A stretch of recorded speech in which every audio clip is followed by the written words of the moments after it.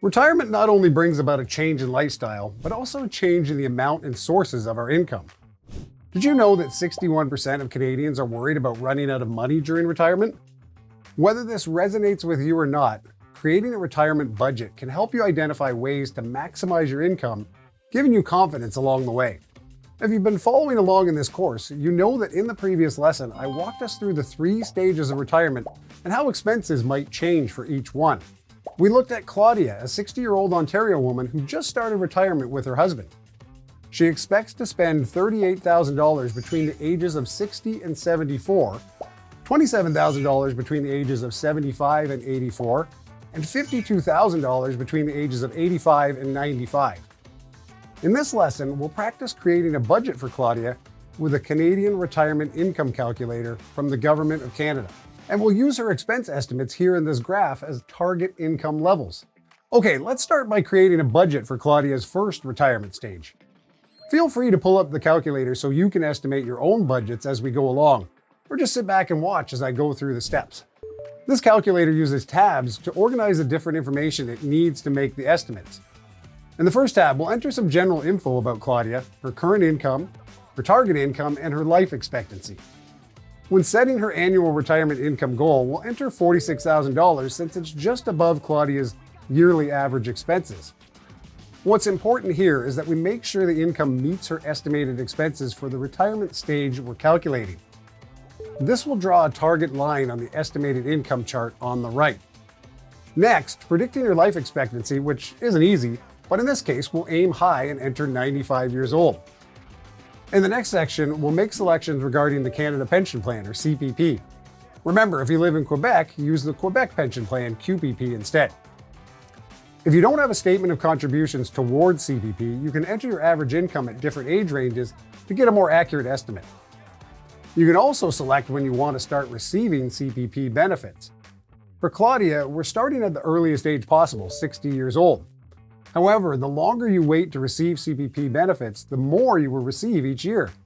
In fact, as of 2024 rates, if you wait until you're 70 to start receiving benefits instead of 60, you'll receive more than double the benefits per year. Moving on to the next section, let's enter details of her employer pension plan.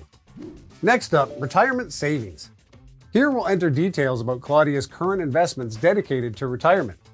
When you're going through this, you'll answer questions like when you want to start making withdrawals, how long you want to make withdrawals, and how much you expect to earn for investments remaining in the RRSPs. One option is to plan to withdraw from your investments throughout your entire retirement. Then, after you've filled out every other section of the tool, you can adjust certain details to see how your estimate changes. Keep in mind that selling assets and making withdrawals from your accounts can add to your taxable income for the year.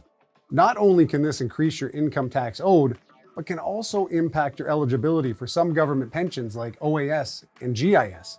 I'll discuss this in more detail in our next video where we talk about strategies for withdrawing from your investments. Back to our budget. In the next section, we'll list any additional types of income Claudia expects to receive.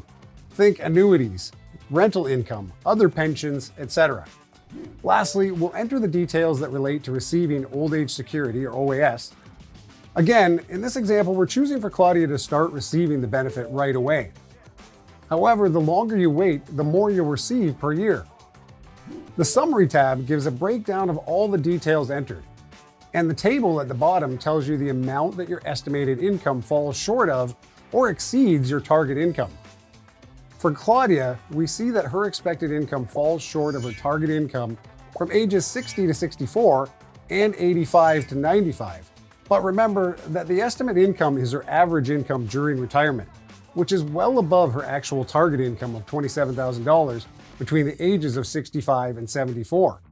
One way to clear the gaps is for Claudia to withdraw more from her investments for the first 5 years of her retirement and withdraw the remainder starting at age 85 after her expenses are expected to increase. For example, she could withdraw all the money from her RRSP in the first 5 years of retirement and then go on to withdraw from her TFSA from ages 85 to 95. Plus, since TFSA withdrawals are not considered income like RRSP withdrawals, she'll likely pay less income tax after age 85 if she makes this change. Remember, whether you have an estimated income shortfall or not, it's important to consider the tax implications of the income you receive. Not just to minimize the amount of income tax you pay, but to also maximize the benefits you receive from the government, like OAS, and for low-income earners, the Guaranteed Income Supplement, or GIS. And that's how to create a budget for different retirement stages. Keep in mind, this is only an estimate, and it assumes that the information entered into the calculator is accurate. So it's always a good idea to give yourself some cushion. And it's a good idea to revisit this budget periodically and adjust where necessary, especially as you move from one retirement stage to the next. So go ahead and create your own budget for the different retirement stages, and then join me in the next lesson where I'll show you how to make a plan for withdrawing your retirement savings based on the numbers you crunched. Have more questions? Check out the links to the right and in the description below.